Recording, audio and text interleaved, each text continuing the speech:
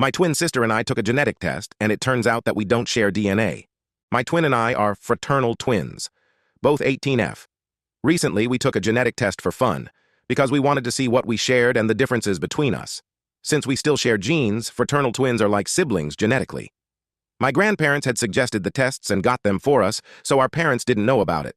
But our results made no sense. My twins was coming up almost completely as Eastern European and Western European, which makes sense, as most of my family are Croatian, German, or Austrian, so all of that would be accurate. But mine wasn't anything like that. It was almost completely Scandinavian, with some Russian and a couple of other places.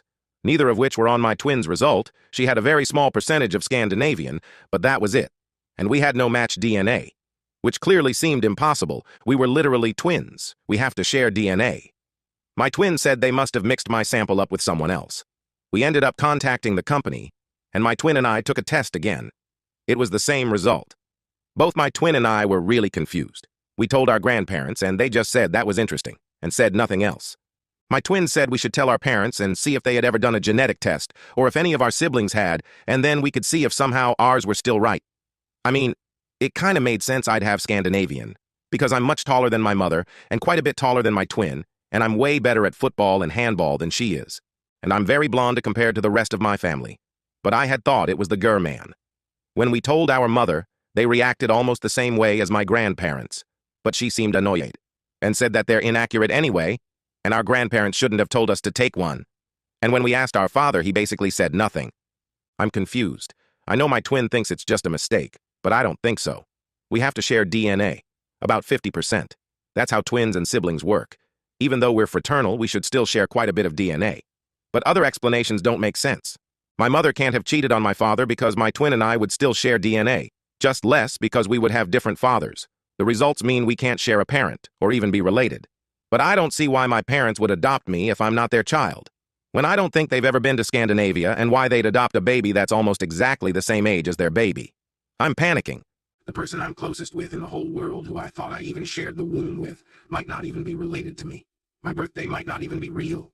None of that makes any sense, and no one is telling me the truth.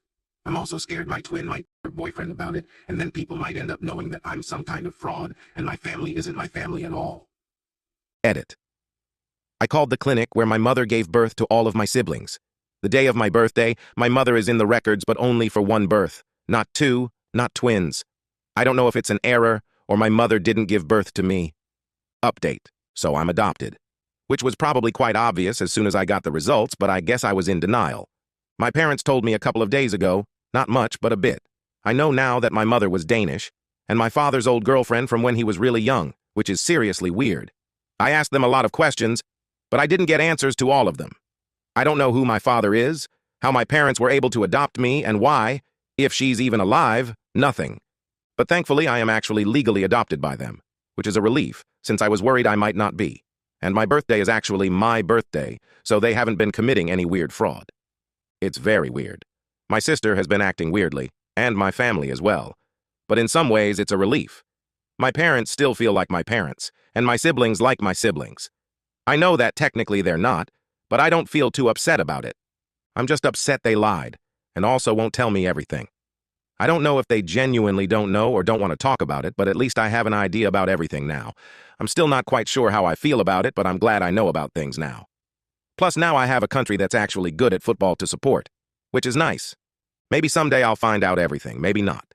I could probably look her up and find her if I wanted to, but I'm not sure if I do, if she's still alive. Although everything is different, it doesn't feel so bad, but it does at the same time. It's very weird. But I have a family that loves me, so it could be much worse. I feel sad about my twin, since we're not actually related, which feels really different, and she's acting different as well, but I still love her a lot, and my parents as well.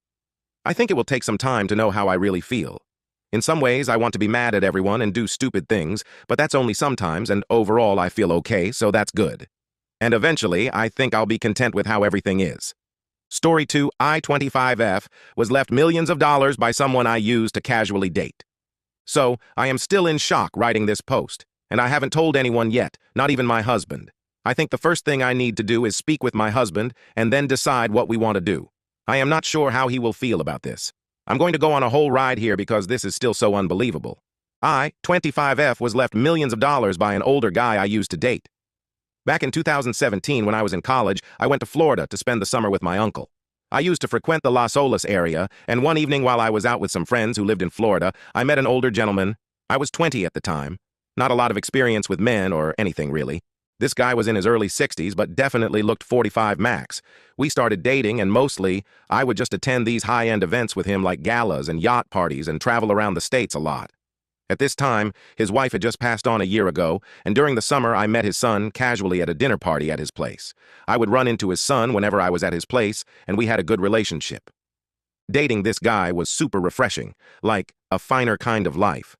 I was never really used to. It was just a fun time, and all throughout this time, we never slept together once. We would kiss and cuddle, but he never initiated sex.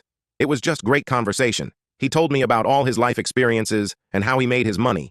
He was into real estate, investing, and the hotel industry. He gave me a lot of advice about money, etc. In the back of my mind, I knew he had money OFC, but I didn't realize he had this much money. Anyway, I was in college for nursing. I am now in CVQ nurse. And at the end of the summer, I had to go back to the north for school. A few days before I left, he actually sat me down and asked me if I really wanted to finish school.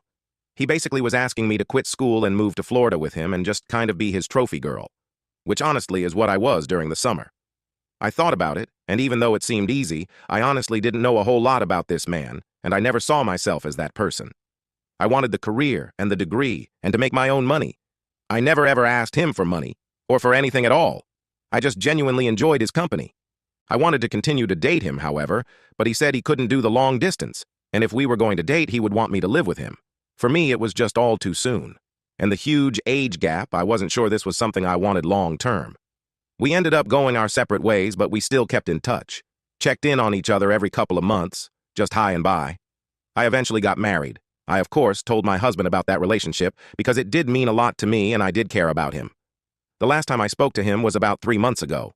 Well, the executor of his estate contacted me a few days ago. A few hours later, his son also called me, and we talked for a long time about him and how he passed. Honestly, at first, I didn't believe that it was real. But after talking with his son, wow. His son told me this guy talked about me so much, and that he told him I pulled him out of depression and sadness after his mom died. His son told me I meant a lot to him, because the time I came into his life was a really rough time, and I made it better.